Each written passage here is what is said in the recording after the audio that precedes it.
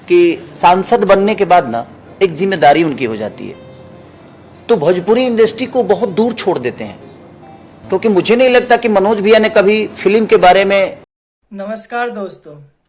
अपने खेसारी भैया भले ही राजनीति से कोसों दूर है, लेकिन जानते हैं टाइम टाइम पे ना बखिया उधेड़ दे रहे हैं जी सबका।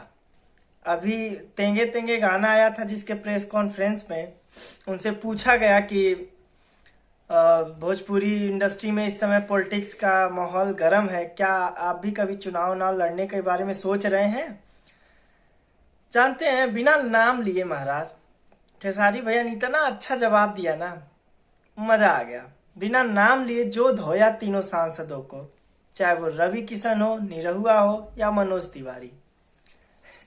बिना नाम लिए बिना कुछ कहे उन्होंने इतना अच्छे से जूता भिगो के मारा ना तीनों के मुंह पे कि मजा आ गया दोस्तों।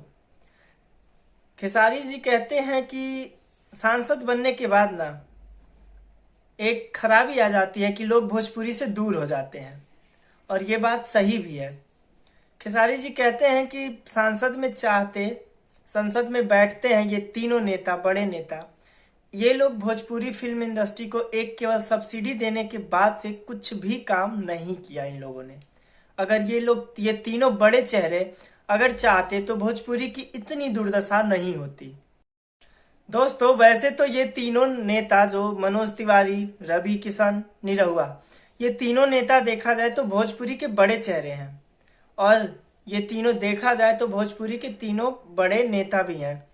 लेकिन दोस्तों अपनी इंडस्ट्री के लिए ना इन लोगों ने कुछ नहीं किया, कुछ भी नहीं किया आज तक।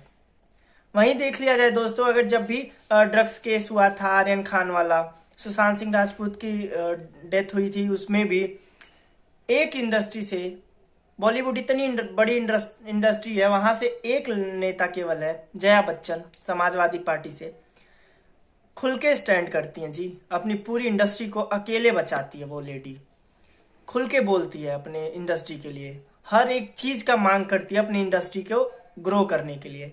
लेकिन हमारे नेता तो लगे पड़े हैं चाटुकारिता में, कभी योगी जी का चाटुकारिता करते, कभी मोदी जी का, जो जहां भी है यार, जो जहां भी है लगे पड़े हैं चाटुकारिता में। जैसे लगता है कि ये अगर कुछ बोल देंगे तो इनको निकाल दिया जाएगा। अरे महाराज खुद पर कॉन्फिडेंस रखिए ना, खुद पर कॉन्फिडेंस रखिए। अच्छे नेता, अगर आपने अच्छा काम किया है, अच्छा पहचान है आपका, आपकी ऑडियंस है महाराज, आपको